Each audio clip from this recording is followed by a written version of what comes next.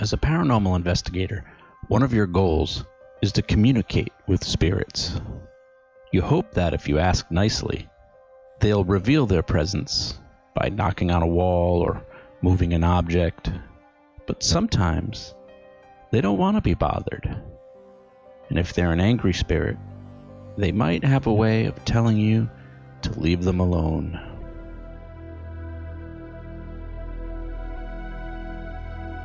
I'm Tom Stewart, and this is My Paranormal Story.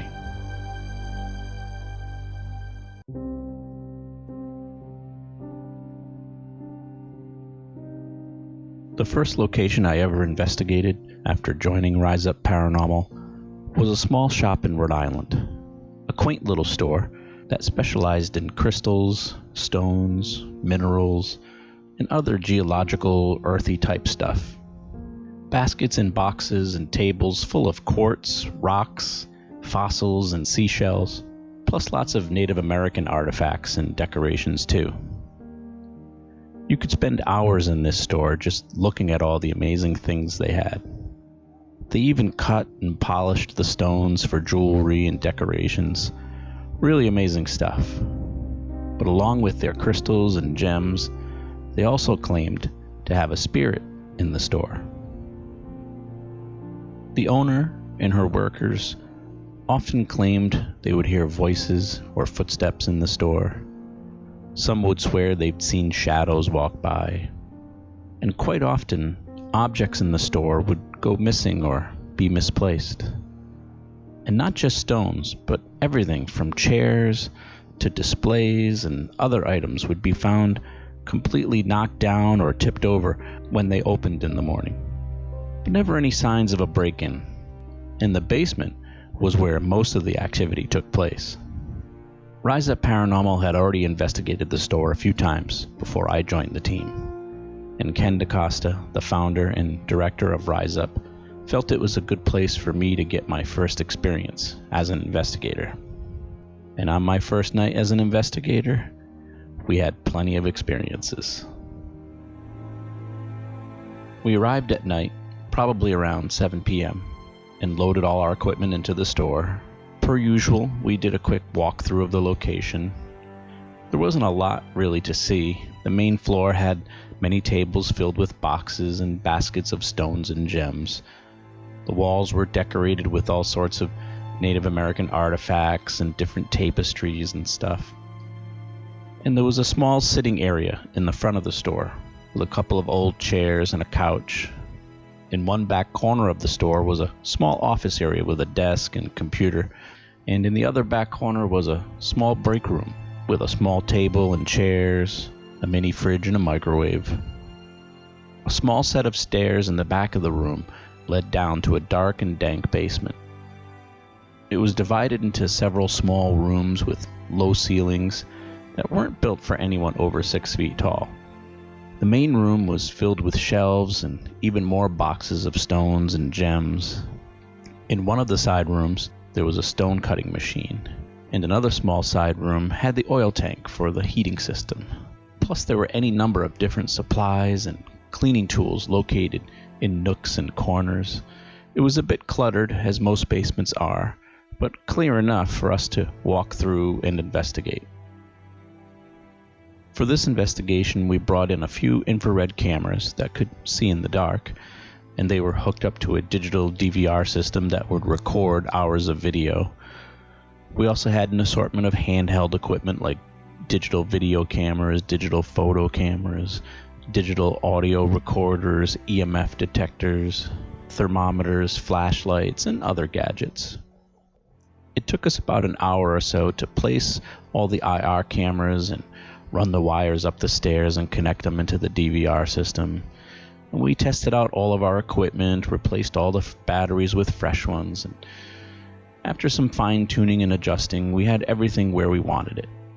Once everything was ready to go, we broke up into 2 teams of 3 or 4 and took turns going into the basement for about an hour or so. While one team was in the basement investigating, the other team would be upstairs monitoring the equipment. We had a computer screen connected to the DVR system so that we could watch everything that was happening on the cameras. and someone else would be taking notes about anything abnormal that might happen. Mostly, though, the team upstairs would just do their best to sit still and be quiet, as to not interfere with the investigation downstairs. I was with the first team in the basement.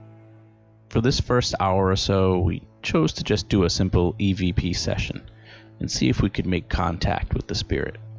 We set up an audio recorder in the middle of the room and pressed record. I was holding a small digital video recorder, just pointing it at anything that might catch my eye. I was a little nervous in this basement. It was dark and confined and just kind of gave me the chills. There was a lot of dust in the air from all the stones and minerals, and at times, if you relaxed your eyes and just stared into the dark, you could see them sparkle in the air, floating around like the tiniest of little blue and white fireflies.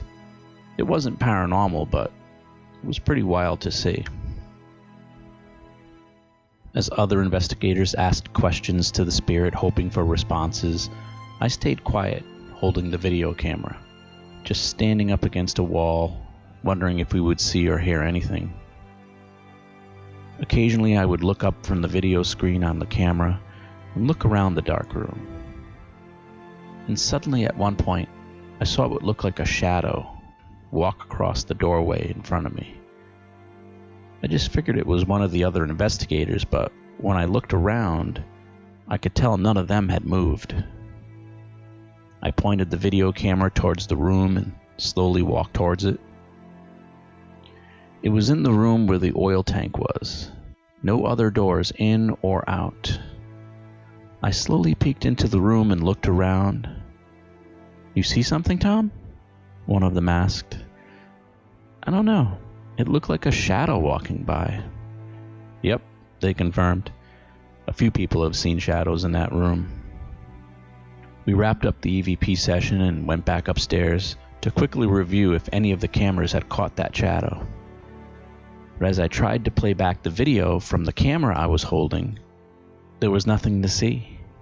The camera was on, but nothing had recorded onto it. I was sure I had pressed record, but nothing was there. At first, the team was just going to chalk it up to me being a rookie. But then Ken decided to check the video from the IR cameras on the DVR, and nothing had recorded there either. For the rest of the night, we all struggled with equipment failures. Flashlights would suddenly flicker or shut off altogether. Gadgets that had fresh batteries would suddenly not turn on, and video cameras would lose focus or go dark. A lot of the data and potential evidence we experienced that night was lost because of the strange equipment failures. At one point during one of the shifts in the basement, an investigator upstairs, who was watching the IR cameras on the monitor, radioed down to us to check on camera 2. He said it looked as if someone had adjusted the camera to point at the ceiling. Now, none of us had touched the camera, but when we checked it, sure enough, someone or something had moved the camera into an upward position, something that never happens on its own. When we played the video back from that camera on the DVR, it was lost too. The camera had strangely just gone black, as if it had been shut off. And the next thing you know, it came back on and was pointing the wrong way. Whoever or whatever had touched that camera didn't make it onto the recorded video. But not all of our evidence that night went missing. For one of the final sessions in the basement, Ken wanted to do an experiment with a vacuum cleaner. It was an old upright vacuum cleaner used for tidying up the store every day. It had a cord wrapped up on it, and it was just sitting in the corner of the room in the basement, out of the way. But Ken decided to move it into the center of the room. You see, a few weeks before this night, before I had even joined the team, they were investigating this same location.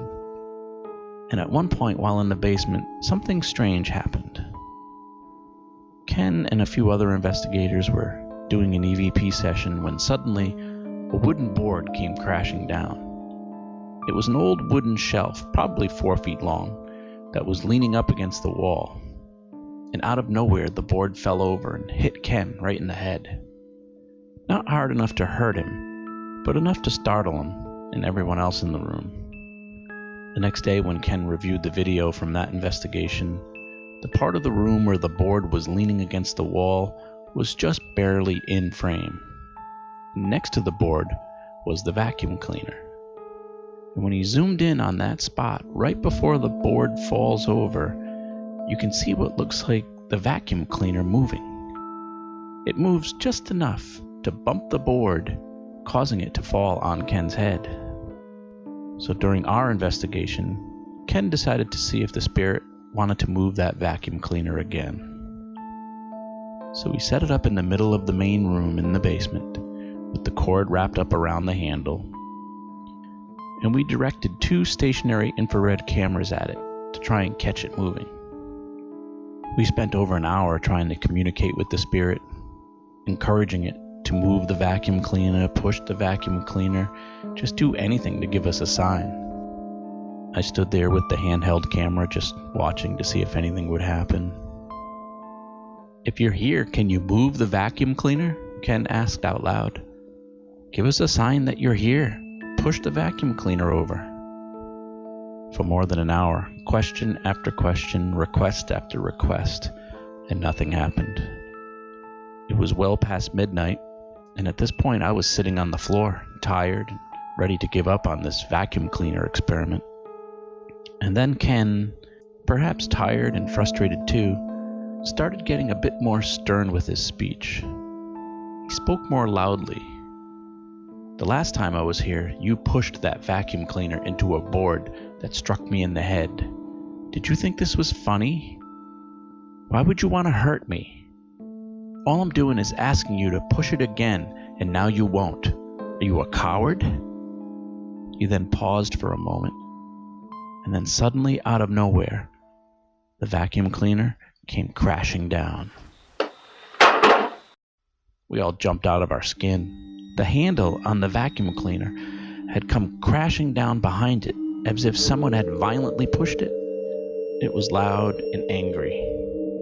We composed ourselves, and Ken thanked the spirit for finally cooperating, but we took it as a sign that it didn't want to be bothered anymore. Days later, as Ken was reviewing the video from that night, he couldn't believe that for the first time that night, the equipment hadn't malfunctioned. We caught the video and the audio of the vacuum cleaner being pushed. The sound you just heard is from the actual recording. And when Ken zoomed in and slowed down the video, he saw something pretty remarkable. The vacuum cleaner had been pushed so hard from behind that the back wheels can be seen lifting up off the ground and then slamming back down, causing the arm of the vacuum cleaner to slam into the ground. This was just my first of many paranormal investigations. Oh my God in heaven. Oh my God.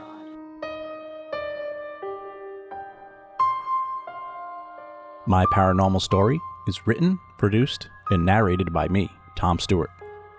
Music from this episode courtesy of Kevin MacLeod at Incompetech.com. If you enjoy my stories and would like to support the podcast, you can go to buymeacoffee.com/myparanormal or just click on the donate button on my website at myparanormalstory.com. I also have t-shirts and coffee mugs for sale. Unfortunately, podcasts cost money and your support helps me keep this podcast running. So thank you for your support. Please don't forget to subscribe so you'll know when I've added new episodes, and feel free to follow me on Facebook and Instagram. Just search for My Paranormal Story. If you have a podcast and you'd like to have me as a guest, or if you would like to ask me a question or tell me your paranormal story, you can email me at myparanormalstorypodcast@gmail.com. Thanks for listening. I'm Tom Stewart, and this is My Paranormal Story.